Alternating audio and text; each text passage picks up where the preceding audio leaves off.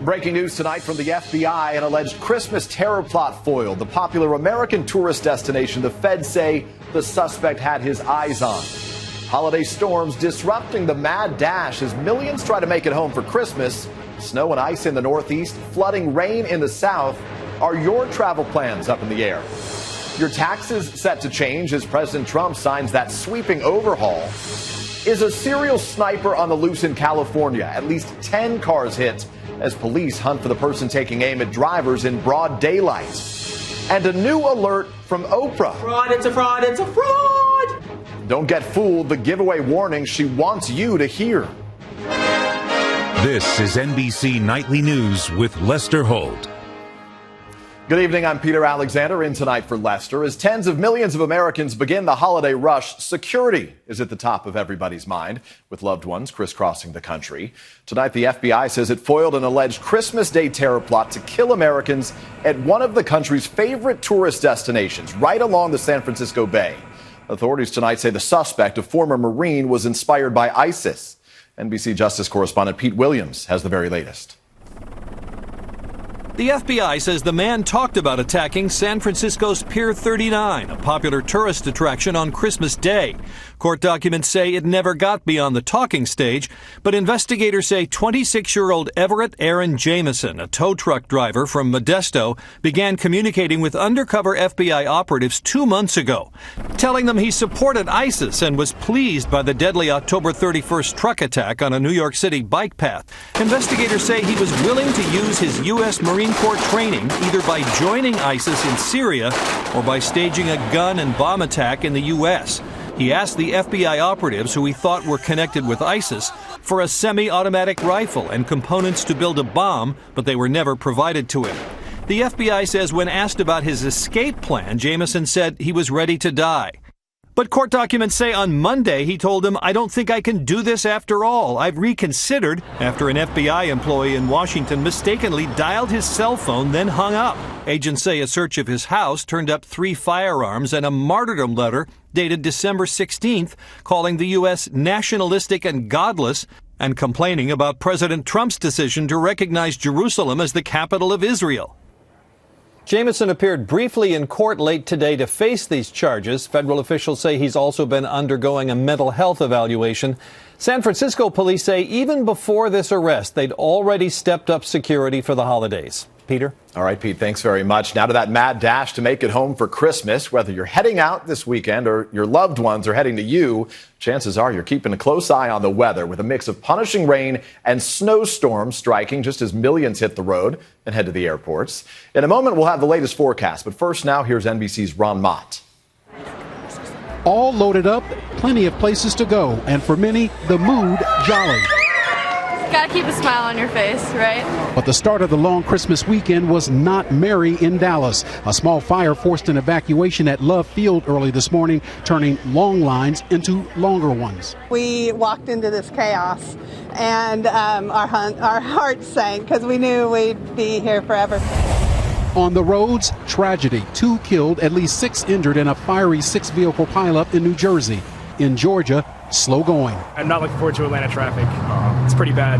In all, AAA predicts this will be the busiest year-end holiday travel season ever. An estimated 107 million Americans on the move, 9 in 10 hitting the highways, 6% taking flight, the rest going by train and other means. At Chicago's O'Hare, the rush overwhelming. 225,000 passengers anticipated today alone. When I walk through the door, I cannot believe there's all these people. This is crazy. New York's LaGuardia, same story. If you think that it's crowded here, it's not your imagination. It really is. And at Dulles Airport near Washington, dogs to reduce any holiday anxieties. Be nice, it's Christmas time. Next week, heading home. A second verse. Yeah, I gotta hurry. Same as the first. During heavy travel periods like this, security is always beefed up at major airports coast to coast, and that was certainly the case here today in Chicago, because in Terminal 3, that's where we are, police sent in a bomb and arson team to check out a reported threat. It was cleared, and it didn't seem to affect operations much at all, Peter. All right, Ron Mott, the rush certainly on tonight. Thank you. We want to give you a closer look at the forecast now. For that, we turn to WNBC's Dave Price. All right, Dave.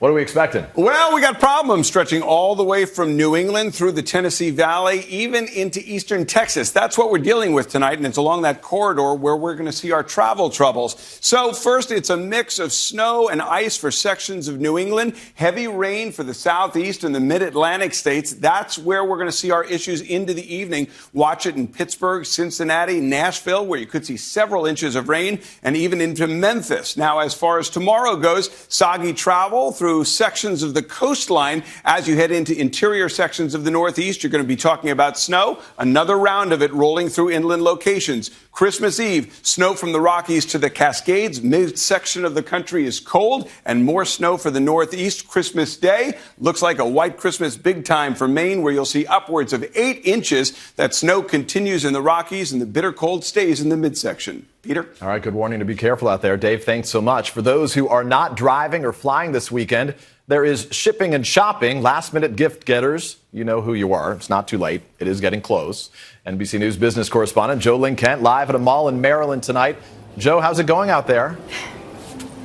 Hey, Peter, good evening. Today could be the biggest shopping day of the year thanks to brick and mortar stores and online sales and some strong foot traffic at malls like these. This as retailers try to capture your business in the final 72 hours before Christmas.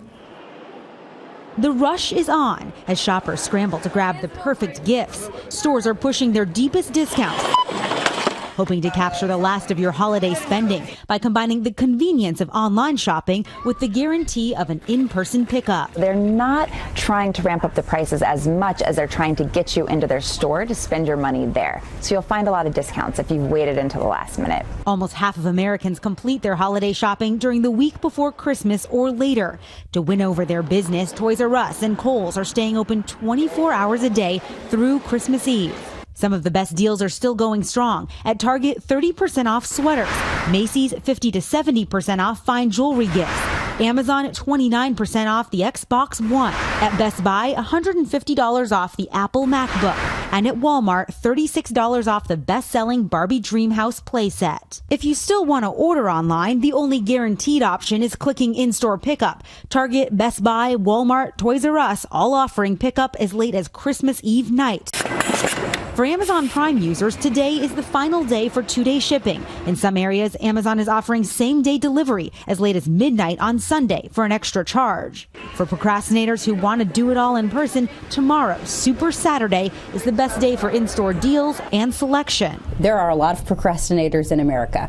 People want to shop as late as possible and get their holiday gifts where they need to be by Christmas Eve. Convenience reigning supreme as consumers wrap up their shopping lists. Jolene Kent, NBC News, Oxon Hill, Maryland. Tonight, President Trump's Christmas vacation is underway. The president now with his family at his club in Palm Beach, Florida, but not before taking care of one last important piece of business impacting your taxes. NBC's Hallie Jackson is at the White House with the details on what the president did and what he did not do today that's also making some news. Hallie, good evening.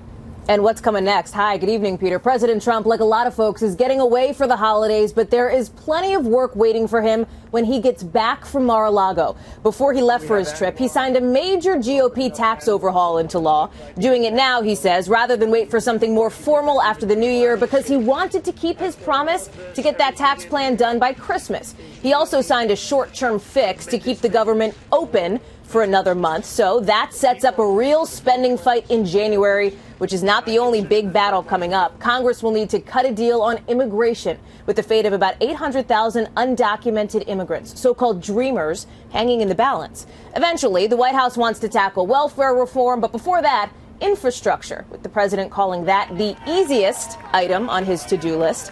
You know, it may not be that easy because, unlike with taxes, the president cannot pass an infrastructure plan without the help of Democrats. That means the buzzword for 2018, Peter, may end up being bipartisanship. Should note the president also left town without holding that traditional year-end news conference. We're hoping to hear more from him come 2018. A full year finally winding down. Hallie Jackson, thanks so much. At the United Nations today, the UN Security Council unanimously approved tough new sanctions on North Korea in response to Kim Jong-un's latest missile launch. The sanctions largely target North Korea's ability to import oil.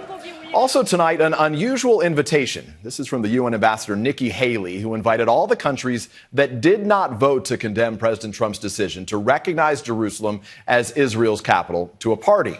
Just 8 countries joined the U.S. voting no, from Guatemala to Togo. Also now to that manhunt for a possible serial sniper on the loose tonight in California. At least 10 cars have been hit by someone seemingly taking aim at random. Police are still trying to catch the gunman before someone gets killed. NBC's Steve Patterson has the latest details. 911, state your emergency.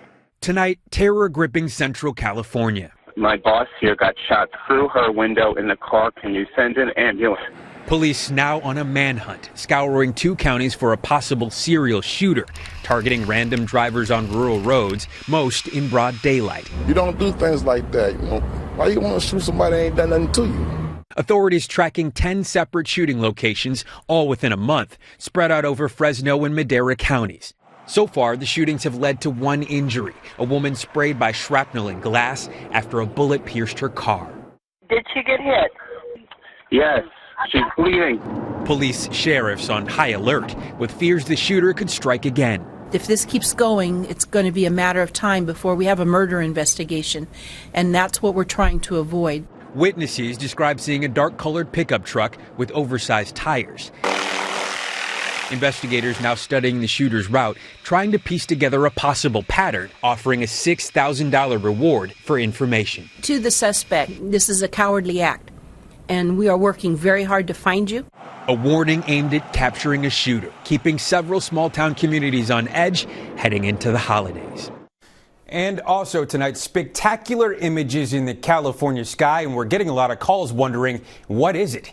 Well, blasting off over the Golden State, the SpaceX Falcon 9 rocket on a mission heading to the Earth's orbit. The rocket lifted off tonight just before 5:30 from Vandenberg Air Force Base, that's in Santa Barbara County.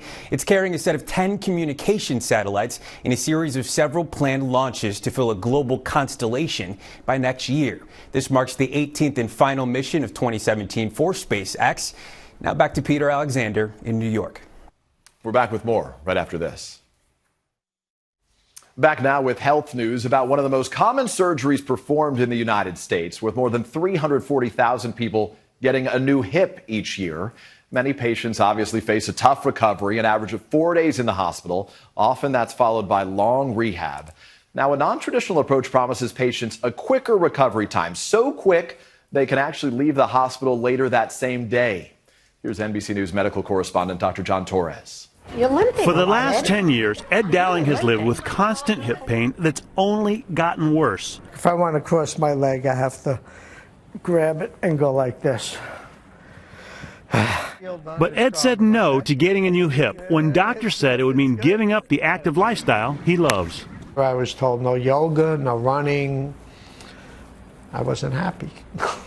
Then he found Dr. Roy Davidovich, a pioneer in a new type of hip replacement surgery that can relieve pain. And even more surprising, has 40% of his patients walking out of the hospital the very same day. You know, somebody looking at this that's either had a hip replacement or they've dealt with somebody who's had a hip replacement is going to say, are you kidding me? Going home the same day? That just can't happen. What would you tell them? It can happen, and it does happen. The best candidates for the innovative one-day hip replacement are under age 65, healthy, and active. Ed fit the bill. The cost is the same as traditional surgery, but with same-day, a smaller incision is made, there's less pain after surgery, and faster recovery. The traditional procedure does have an advantage: no weight or age requirements. Just a few hours after surgery, Yoga in no time. Ed is already out of bed and walking. 12 hours total, and he's discharged from the hospital. Only months later, Ed's new hip is healing nicely, and he's not only back on his own 2 feet, he's balancing on one. Yoga was great. I wasn't ready to give that up. A one-day surgery offering benefits for years to come. Dr. John Torres, NBC News, New York. Good to see Ed back at it. We're back in a moment with the ripoff that has Oprah claiming fraud. Somebody out there. Tonight, just as Prince Harry prepares to celebrate Christmas with his new fiancée, Meghan Markle, there is a new royal scandal. The wife of one of the Queen's cousins, Princess Michael of Kent, wore what's called a blackamoor brooch to the Queen's annual Christmas lunch with Harry and Meghan in attendance. The jewelry is widely viewed as racist for its depiction of black people. Meghan Markle is, of course, biracial, and the decision to wear it quickly drew criticism on social media. Princess Michael's spokesperson telling People magazine that the brooch was a gift she has worn many times before. She says she's very sorry and distressed that it's caused offense. Now to that alert from Oprah, spreading the word about one of her least favorite things this holiday season, scam artists who are trying to trick her fans. NBC's Kristen Dahlgren has the warning tonight. She's known as the queen of giveaways. You get a car! You get a car! But this holiday, Oprah is giving a warning. I just wanted you to know that somebody out there is trying to scam you using my name. The scam is on social media, an official-looking post that appears to come from Oprah, promising $5,000 to the first 100,000 followers. It's a fraud, it's a fraud, it's a fraud! Oprah says it's not her, and the subsequent request for your personal financial information. Don't believe it. Don't give up any of your bank accounts or personal information to anybody posing as me or anyone else for that matter. This fake account has now been disabled, along with about 100 others pretending to be Oprah or affiliated with her. And Instagram has apologized to the media maven and anyone who may have been affected, saying it takes inauthentic and abusive behavior seriously. But for scam artists, the season of giving can be all about taking advantage. Giving and receiving. So as Oprah says, be careful. And have a Merry Christmas. Kristen Dahlgren, NBC News, New York. Oprah just looking out for her fans. When we come back, turning things upside down just in time for Christmas. Finally tonight, as you get ready for friends and relatives to show up and turn your crowded house upside down this Christmas, there is a new trend gaining popularity this holiday, with some folks turning a Christmas tradition on its head. We asked Kevin Tibbles to help explain. No, your eyes aren't playing tricks. These trees really are upside down. Are you turning Christmas on its head? Yeah, all day long. We want to. Upending tradition, yet upholding the spirit. Floral designers Bridget Carnell and Marcia Hunt are saying bottoms up to the tree. You have more room for gifts, which of course the kids love, and you can also have a lot more space in the room. Mainstream retailers like Target and Walmart are selling upside-down trees as rotating the foliage catches on. We're talking about the upside-down Christmas tree. These tipsy-looking trees have been popping up in hotels like here in California. I've never seen an upside-down tree. San Diego's fabled Hotel del Coronado is indeed adorned with a ginormous flipped Yuletide tree. Christmas has been around for a long time, and it's not going anywhere, so it's kind of nice to have a little twist on the whole tradition. The Connell kids like the tree almost as much as the presents underneath. What's Santa gonna do? He's gonna flip out. He's gonna what? He's gonna flip out. He's gonna flip out? In today's topsy-turvy world, who knows, maybe an upside-down tree will be right side up for you. Kevin Tibbles, NBC News, Edina, Minnesota. I'm thinking some folks had a little bit too much eggnog. That is Nightly News for this Friday night. I'm Peter Alexander. For all of us at NBC News, we thank you for watching. If we don't see you, have a great holiday and have a good night.